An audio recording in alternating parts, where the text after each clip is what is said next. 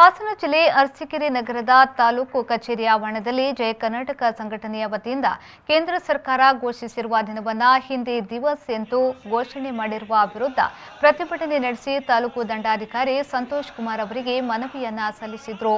ಸುದ್ದಿಗಾರರೊಂದಿಗೆ ಮಾತನಾಡಿದ ಜಯ ಕರ್ನಾಟಕ ಸಂಘಟನೆಯ ನಗರಾಧ್ಯಕ್ಷ ಅರುಣ್ ಅವರು, ಭಾರತ ಸಂವಿಧಾನ ಆರ್ಟಿಕಲ್ 344ರ ಪ್ರಕಾರ ಭಾರತ ಸರ್ಕಾರವು ತನ್ನ ದೇಶದ 22 ಭಾಷೆಗಳಿಗೆ ರಾಷ್ಟ್ರೀಯ ಸ್ಥಾನಮಾನವನ್ನು ನೀಡಿದೆ.